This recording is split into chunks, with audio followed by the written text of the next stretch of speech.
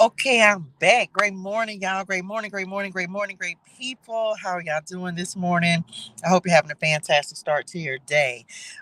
Welcome to this morning's Bible Clarity. Okay, come on, Bible Clarity. Listen, we are on Genesis chapter 5 this morning. We are on Genesis chapter 5. So, all let's do it. Let's get to it. Genesis chapter 5, y'all, talks about the descendants of Adam. The descendants of Adam. Okay, so all let's do it. Let's get to it. This is the written account of the descendants of Adam. When God created human beings, he made them to be like himself. He created them, male and female, and he blessed them and called them human. When Adam was 130 years old, he became the father of a son who was just like him in his very image. He named his son Seth. After the birth of Seth, Adam lived another 800 years and he had other sons and daughters. Adam lived 930 years and then he died. When Seth was 105 years old, he became the father of Enosh. After the birth of Enosh, Seth lived another 807 years and he had other sons and daughters. Seth lived 912 years and then he died. When Enosh was 90 years old, he became the father of Kenan. After the birth of Kenan, Enosh lived another 815 years and he had other sons and daughters. Enosh lived 905 years and then he died. When Kenan was 70 years old, he became the father of, here we go, y'all, Mahalalel. After the birth of Mahalalel, Kenan lived another 840 years and he had other sons and daughters. Kenan lived 910 years and then he died. When Mahalalel was 65 years old, he became the father of Jared. After the birth of Jared, Mahalalel lived another 830 years and he had other sons and daughters.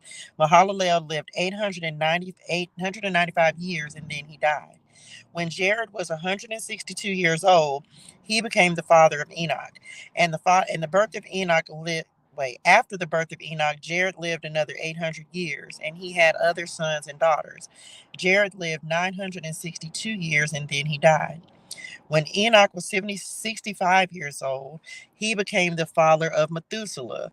After the birth of Methuselah, Enoch lived in close fellowship with God for another 300 years, and he had other sons and daughters.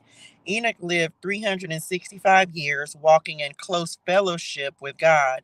Then one day he disappeared because God took him. When Methuselah was 187 years old, he became the father of Lamech. After the birth of Lamech, Methuselah lived another 782 years, and he had other sons and daughters. Methuselah lived 969 years, and then he died. When Lamech was 182 years old, he became the father of a son. Lamech named his son Noah, for he said, "May he bring us relief from our work and the painful labor of farming this ground that the Lord has cursed." After the birth of Noah, Lamech lived another 595 years, and he had other sons and daughters. Lamech lived 777 years, and then he died. After Noah was 500 years old, 500, he became the father of Shem, Ham, and Japheth. Listen, so first things first, so much, it be so much, y'all, that be coming through on this, right? So the descendants of Adam. So the first thing, that's why we say oldest Methuselah, y'all, if you from the South, or I don't know, maybe you have heard it or said it. I know I've said it. Oldest Methuselah, okay? Oldest Methuselah. Was he the oldest one, child? I reckon so. Look like Methuselah was the oldest one, the oldest of all the descendants of Adam, child. Well, that's the first thing. So the first, okay. So Methuselah was the first, the oldest of all the descendants of Adam. The second thing is, see, Lamech, now he had, remember back in Genesis chapter 4, he had killed somebody. Okay. So some of the what I have found as I be reading the Bible, y'all, is that there are things that are going to happen, but you got to go back and reference other things because it's not necessarily all the time in chronological order. Like it talked about Lamech, the descendants of Cain, the descendants of Cain, right? And then, so I find that stuff is not in chronological order. Let me just say that.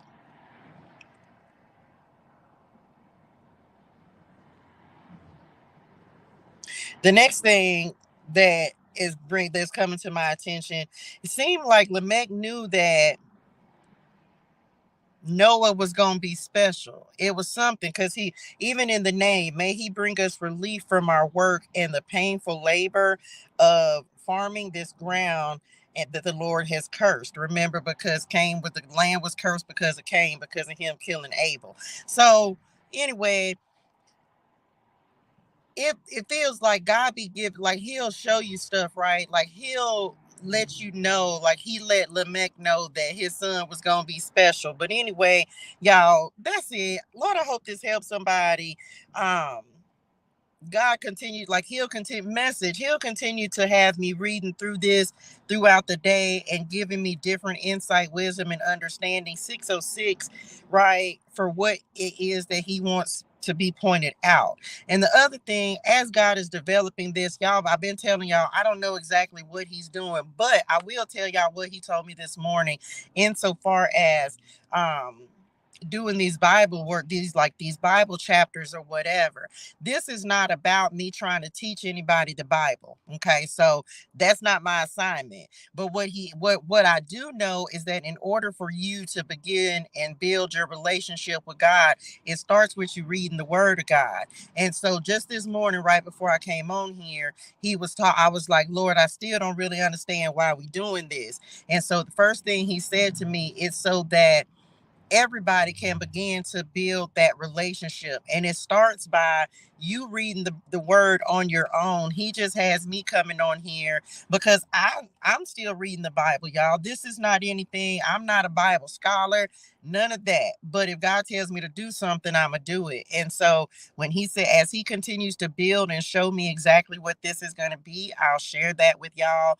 But make sure you go and read Genesis chapter 5 by yourself. See what understanding you get from it, what revelation you get from it. And go from there. Build your relationship, y'all. That's the most important on this thing, is to make sure you're building your relationship with the Lord. Okay. Anyway, that's it. Lord, I hope this helps somebody. Y'all let me know what you think in the comments. Let me know what you got from this as well. Y'all, hydrate your soul and things. Drink your water, say your gratitude. Have a fantastic and amazing Wednesday in purpose and on purpose. And I'll see y'all in the morning. Love y'all in real life. Bye, y'all.